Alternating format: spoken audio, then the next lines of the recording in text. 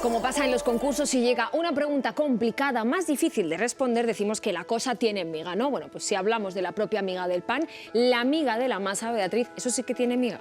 Claro que tiene miga, Miriam, porque tanto la miga como la corteza dependen de la masa. Y hacer una masa parece muy fácil. Un poquito de agua, harina, levadura para fermentar y sal al gusto. Pero ojo, que hay masas y masas, y eso sí que tiene miga.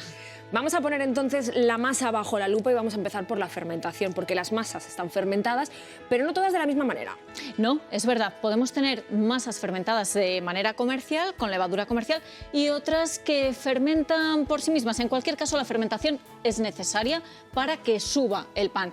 Consiste en una levadura, un hongo que se llama Saccharomyces cerevisiae, que es el encargado de esa fermentación, que hace aprovecharse del almidón que tiene la harina. La harina tiene un 70% de almidón y las propias enzimas de esa levadura y las enzimas que tiene la propia harina fragmentan el almidón, liberan los azúcares y es lo que coge la levadura para fermentar y formar, por una parte, el alcohol que se disipa en la cocción y por otra el CO2, dióxido de carbono, que es un gas que hace que suba la masa, que aumenta el volumen.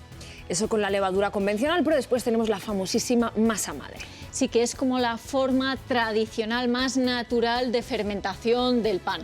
La masa madre en lo que consiste es en una mezcla de harina con un poquito de sal y dejamos que fermente con los microorganismos, las bacterias y levaduras que hay en la propia harina y en el medio ambiente. Y de esta manera se forma un ecosistema en el que se mezclan levaduras de cepas distintas de las comerciales que hablábamos antes y bacterias ácido-lácticas. Lo que tenemos son unos microorganismos que generan unos aromas muy específicos que además liberan aminoácidos que fomentan, potencian las reacciones de dorado y tostado. Así que al final lo que tenemos es un pan con un aroma y un sabor muy reconocible que nos dura mucho más que otros panes y que, bueno, nutricionalmente tenemos que decir que la diferencia no es tanta porque tenemos que fijarnos en la harina.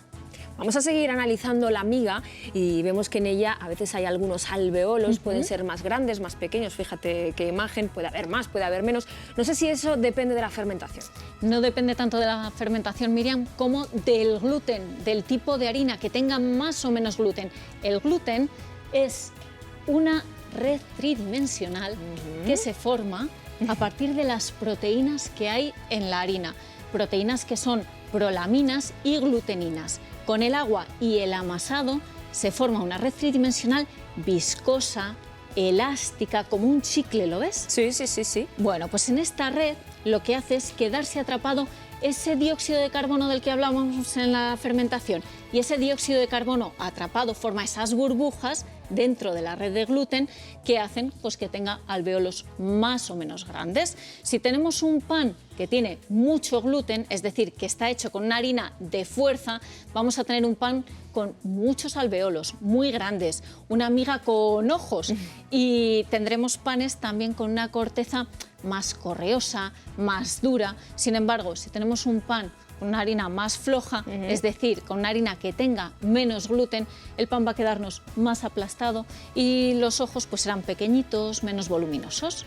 Entonces, si tenemos un pan elaborado con masa madre, pero con harina refinada, y por otro lado, un pan elaborado con harina 100% integral, pero con levadura convencional, ¿con cuál nos quedamos? Lo que nos importa de verdad es el tipo de harina, que sea harina 100% integral, que ahí es donde está el alimento. Tampoco vamos a fijarnos si es de masa madre o si la fermentación es más o menos larga. Mira, podemos comparar el de trigo refinado con otros tipos de harina que son integral y ves que el refinado tiene mucha menos cantidad de todos los nutrientes, desde la fibra a vitaminas como el ácido fólico, potasio, el fósforo, magnesio como minerales.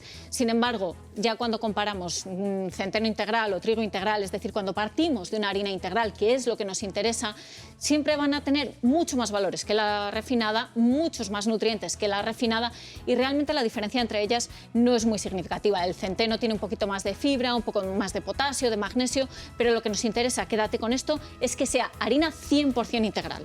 Mensaje captado. Oye, ¿y cuál es el buen pan para congelar? Porque ya sabemos que pan que congelas, pan que aprovechas. Bueno, y es que queremos aprovecharlo todo. Y la buena noticia es que el pan congela muy bien, salvo algunas excepciones como los panes precocidos, los que conocemos como pan de gasolinera.